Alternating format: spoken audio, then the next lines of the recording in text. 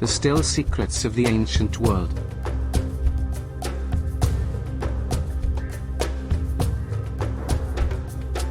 Chachapoyas is an ancient city once effortlessly mingled among the mountains of northern Peru. At an elevation of 2,335 meters, it is still an inhabited location that was once the home of a little-known or indeed understood enigmatic civilization known as the Cloud People. Situated in the mountains far from the Peruvian coast, although this didn't apparently stop them somehow creating elaborate jewelry from seashells, Chachapoyas remains extremely isolated to this day. Only ever accessed by enthusiastic hikers, adventurers, and airlifted scientists, it is a site like many others we have covered which dot our planet, that, through our own research, has been revealed to have a contradictory explanation for their construction. Indeed, these sites are dated too, and subsequently tagged to convenient culprits. We have not only found compelling evidence to suggest that this most isolated, once thriving location is one of the oldest pre-Incan relics anywhere in Peru, but that the datings of such sites is often a funded conspiracy rather than a reality. Los Pinchudos is an elaborate Chachapoya tomb complex molded into a high rock face. It is a natural and cultural World Heritage Site and is guarded 365 days of the year and closed off to all except specific scientific exploration. What is remarkable about the site is the fact that the wooden statues marking the tombs have mysteriously survived the ages. These statues were used by academia to date the site. However, although the explanation for the statue's survival is apparently, quote, an arid climate, end quote, the actual site displays evidence of a far greater antiquity than these timber ghosts. Wooden artifacts rarely survive the humidity found within the Peruvian mountains, and although scientists attribute the figure's preservation to the site's location in an arid climate, the site, when discovered, was in such disrepair, an emergency conservation effort was launched to save it from further erosion. Many believe that the tombs would have been lost completely without Church and Peruvian conservator Ricardo Morales Gamarra, who restored the eroding foundations. The clay and stone tombs of the complex also have wooden roofs and have surviving Inca paint in red, yellow, black, and white. We feel, due to the other compelling evidence that has been gathered and subsequently shared upon our channel, along with the extensive erosion found at many of the sites attributed to the Chachapoyas, that there may be a high chance that the wooden roofing and statues commemorating the graves may have been another conservation effort, performed by people placed more recently within history, people modern academia claim as the original builders. Is it possible that with the extensive erosion evident at the site, in contrast to the highly preserved and seemingly recent wooden monuments and protective roofing, that we are actually looking at more than two building phases upon these tombs? An original construction, followed by a later Incan conservation effort, and then a modern correction? We find the evidence to suggest such highly compelling. In the past, whenever an artifact or ancient ruin was to rear its unexplainable head, funded parties would scramble to quickly rebury them within museum archives or to simply ignore and not publicly share such discoveries. As such, many of the sites that we cover here upon our channel are not only notoriously difficult to track down and study, but are also very often unfamiliar to our many viewers. One continues their way through the same journey as you and I, by perusing the many subjects we have already covered. The feelings of confusion as having never been confronted with said locations and data therein actually becomes a sense of predictability and a symptom of a much larger conspiracy. As we push on with more and more sites and artifacts, further compounding the proof of this cover-up and deepening our evidential arsenal regarding this ignored and in some cases suppressed history upon our planet, it is inevitable that sooner or later the movement will indeed begin to move. And this is our mission. The Inga Stone, located in the middle of the Inga River in Paraíba State, northeast of Brazil, an artifact like any other which has an unexplained and possibly controversial history, is little known to the world. It is a rock formation which covers an area of approximately 250 meters squared. However, upon this enormous rock is an unknown language with, quite possibly, an untold story. 46 meters long and 3.8 meters high, there are etchings made all over this stone, whose meanings, although extensively studied by some of the best minds on the planet, remain unknown and undeciphered. Several figures are carved in low relief. Illustrations of animals, fruits, and human constellations like Orion and our very own Milky Way can be seen. Scholars presume that it was created by natives that lived in the area until the 18th century, although any compelling evidence to support this claim has yet to surface. Thought to depict animals, fruits, weapons, humans, possible ancient aircrafts or birds, and what appears to be a table of contents, with stories divided into sections with each symbol connected to the number of a chapter. What it says is not known. Ignatius Rollin, professor of Greek and Latin theology, argued the symbols were similar to ancient Phoenician carvings, while others felt the symbols were related to ancient ruins. An additional popular hypothesis is, of course, ancient aliens, since the Inga's symbols were so different to any others found. Some researchers, such as Claudio Quintans of the Paraibano Center of Ufology, has postulated that a spaceship landed in the Inga area during this ancient time, and the symbols were probably drawn by these extraterrestrial guests. An incredible stone, with a history we may one day unravel. The Great Pyramids of Giza. Undoubtedly some of the most incredible ancient monuments to be found anywhere on Earth. Just how old are these structures? 4,000 years? 10,000 years? 100,000 years? We recently uncovered the astonishing megalithic blocks once exposed upon the east side of Cheops. Blocks which indicate that the entire skeletal structure of the pyramid is actually made with blocks similar to those found at Baalbek. 100-plus ton blocks, revealed at some point within antiquity, most likely done by a jealous ruler in an attempt to destroy and conceal the evidence of this past, more capable civilization's work. Additionally, humans are curious creatures. Not only do we now suspect that destructive phases have befallen the great structure throughout its long life on Earth, but also, like we do today, has also before experienced being marveled at, and conservation efforts in the form of more modern casting stones have been installed. These blocks, initially obstructing our view of the seemingly impossible blocks which make up its inner structure. Is there any proof to support such claims of an enormous age to be found anywhere else on Earth? Peru, a place which contains the same uncannily designed impossible pre-Incan architecture. Within the Supi Valley, some 120 miles north of Lima, is the Pyramid of Caral, now claimed to be the oldest pyramid on Earth, and the clear erosion which it has experienced clearly makes it an obvious candidate for this title of incredible antiquity, once towering into the heavens, now virtually leveled by erosion over many, many millennia. This site has clearly received no later attention by a capable or interested civilization, left to rot with the overgrown mountains of Peru. Yet it possesses such similarities in architecture with ancient Mesopotamia, China, India, and indeed Egypt.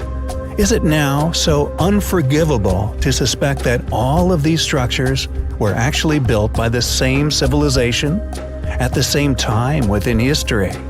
The only difference being that the well-known and documented Egyptian civilization later moved in on the specific pyramidal structures of Giza for power purposes, while the Inca focused in on the ancient architectural land terracing. Interestingly, and yet more compelling, Evidence supports previous hypotheses here on the channel. When Paul Kosok discovered Corral in 1948, it received little attention because it appeared to lack any historical artifacts, an unusual absence of any habitational evidence usually sought at archaeological sites. Could this be due to the sheer age of these monuments? That all but the remaining gigantic stones has simply eroded away? Corral is not the only pyramid to be found within Peru. There are many more which share the same evidence of great age. Near the city of Saipan is the largest pyramid concentration in Southern America, known as the Pyramids of Tucumán, or the Valley of the Pyramids. It has no less than 3 pyramid cities, which together have a stunning total of 250 pyramids. Tucumán lies on the southern margin of the valley and is surrounded by fertile agricultural land, thanks to the Tami Canal, which brings water northwards from the Chancay River, a perfect strategic location for a once flourishing civilization. Who were these people? When did they live?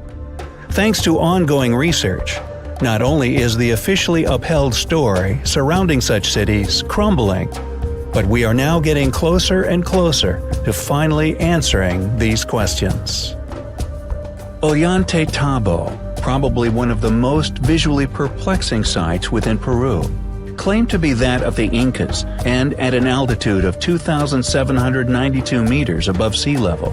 Once one takes a good look at this place, it becomes near impossible to believe that the Incan civilization, with their access to such limited technologies, could have created such a place.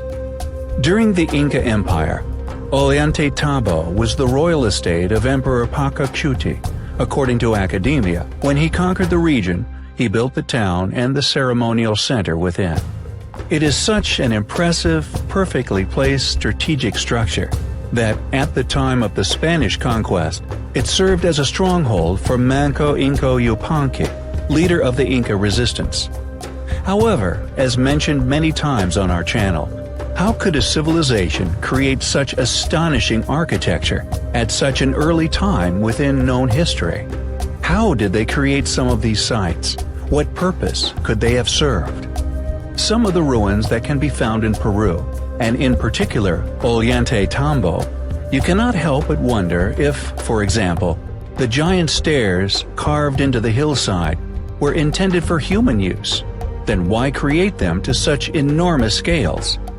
According to the history books, around the mid-15th century, the Incan Emperor Pachacuti conquered Ollantaytambo, including the surrounding region.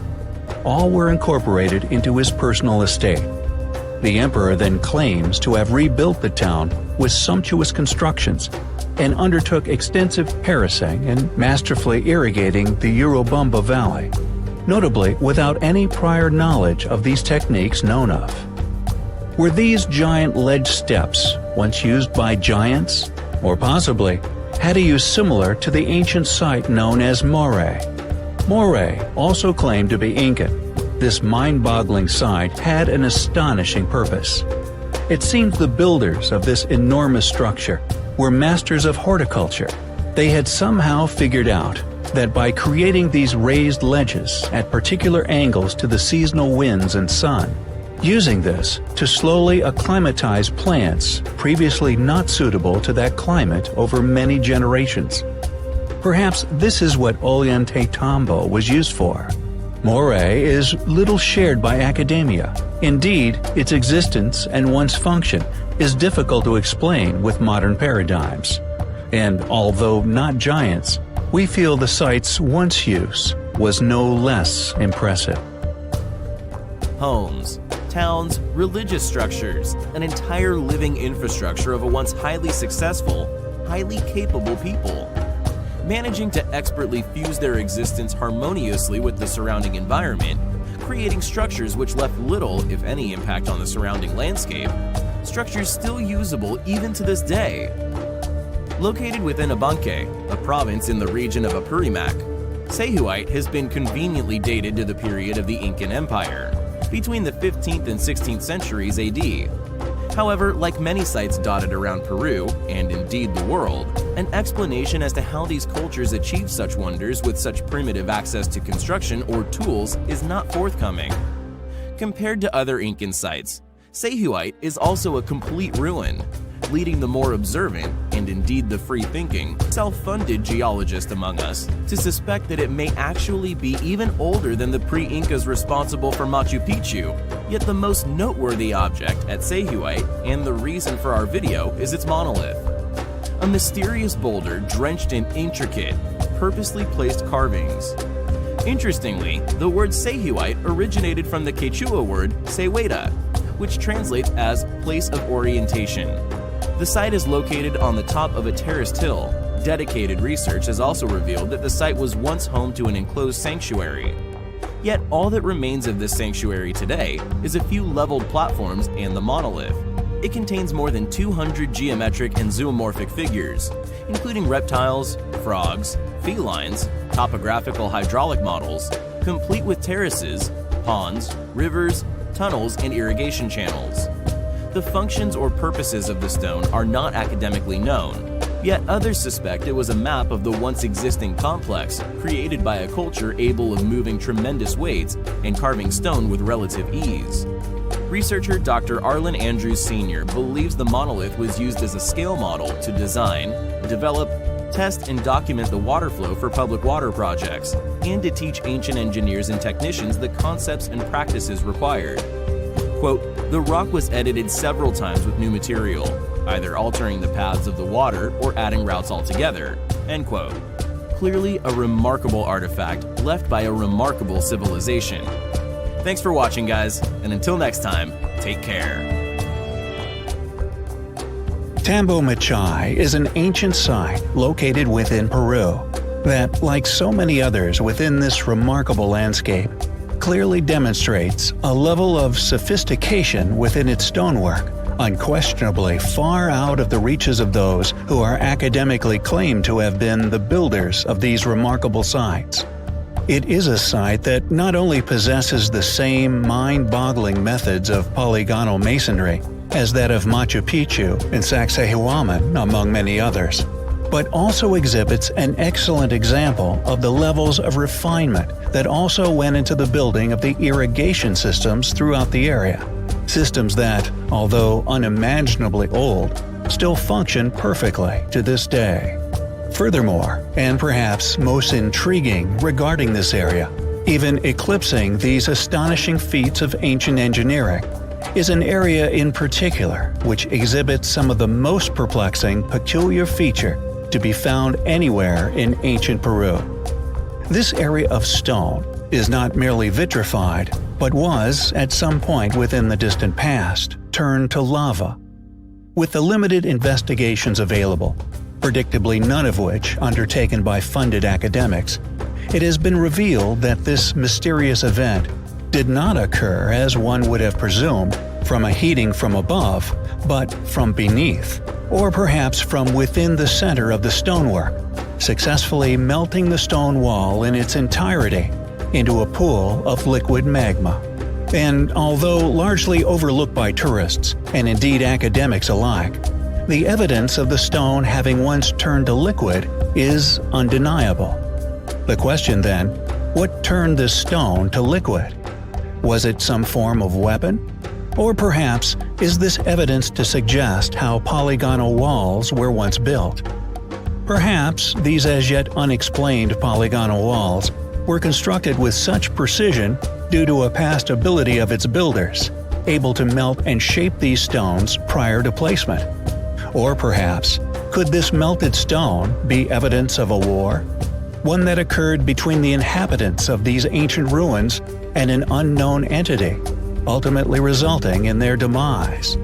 Perhaps being the reason why these highly advanced, highly capable ancient people from these civilizations not only mysteriously disappeared, but left many a quarry amid ancient stonework seemingly abandoned, left where we find them today. In another area of the world, far away from Peru, there also exists compelling evidence of such a war, having actually once taken place with a possible entity from above. Eerily, this site is claimed as the remnants of a battle with God, specifically surrounding the biblical story of Sodom and Gomorrah. Sulfur balls embedded among the landscape at this specific site is undoubtedly compelling evidence to support these accounts of war, a holy war undertaken at this specific location that, regardless of Holy Scripture, was fought with a foe of considerable ability. Exclusively found at these sites are white, pure sulfur balls embedded in the mortar that now, due to their tremendous age, are slowly turning to powder. The sulfur found at these sites has also, intriguingly, been tested from 93% to as high as 98% pure sulfur, with trace metals such as magnesium found within that would have produced astounding heat, easily capable of melting stainless steel and indeed the stones within Peru. Furthermore, the brimstone found is significantly different to sulfur found elsewhere, almost as if this brimstone was specifically designed. For example, sulfur from within natural geothermal regions is yellow in crystal form. We find all these evidential factors highly compelling. Peru is undoubtedly a jewel in the crown of ancient sites that can be found all throughout the world. Not only does it contain some of the most astonishing, as yet unexplained polygonal masonry to be found anywhere, but it also contains many other anomalous, advanced features built with such precision and prowess they are still utilized by modern-day man. Irrigation systems still flow with fresh water as if they were built yesterday, still providing water to the local residents who reside in these mountainous areas. Agricultural technologies, utilized by our more modern ancestors, the Incas, undoubtedly aiding in the flourishing of their culture. It is a place that possesses such advanced features, academia can merely resign themselves to a limited close explanation of such wonders, as merely identified as pre-Incan. This without any explanation as to how these ancient groups, who predate those who they have studied in depth, were aware of such advanced, elegant solutions to farming, water sourcing, building, and many other miraculous techniques for survival, among these notoriously inaccessible cliffs throughout the Inca Trail. However, deep within the Andes, far away from the well-worn tourist routes, is possibly one of the most perplexing ancient ruins of them all. Known as Napahuaca, it is a rock-cut ruin that is seemingly placed alone in a place of no initially obvious significance, no indication that it was linked to any existing pre-Incan ruin. Yet the precision and indeed obvious effort that went into the creation of this anomalous artifact is undeniable. Carved into the mountainside, strongly reminiscent of false doors, features that can be found among many ancient ruins around the world, that, according to numerous ancient legends, were used by spirits to enter and exit the realm of the living. It is intricately designed, features smooth, seemingly laser-cut surfaces, which, in regard to its dating, is nothing short of astonishing. Found at an altitude of nearly 3,000 feet above sea level, it contains many baffling features, which may indicate why this seemingly inconspicuous location was selected. The ceiling and floor of the cave entrance, for instance, not only appear as if it was hewn with laser-like precision, but were also carved at two precise separate angles, one of 60 degrees and another of 52 degrees. These angles, intriguingly, are also found within the Great Pyramids of Giza at numerous locations. Furthermore, whoever constructed this possible false door somehow picked the only spot upon the mountain that contained traces of a mysterious blue stone. This blue stone, only found within this specific spot, has for many years been utilized within modern technology for its unique characteristic for its piezoelectric properties, a type of crystal capable of generating an electrical charge, used by radio manufacturers for many decades within receivers. The rock chosen for the specific location of the carving is also, intriguingly, magnetic in nature. What's more, if one travels exactly halfway around the world to the UK, the false door aligns perfectly with Stonehenge. Why was this false door created? How was it created with such precision? What tools were utilized by ancient man to achieve these feats of ancient engineering? Why was it placed at this specific location, a place that has been discovered to contain mysterious blue crystals with unique electrical properties? Is this false door, like many alternative researchers have postulated, a portal of some kind, allowing the teleportation of an ancient advanced civilization?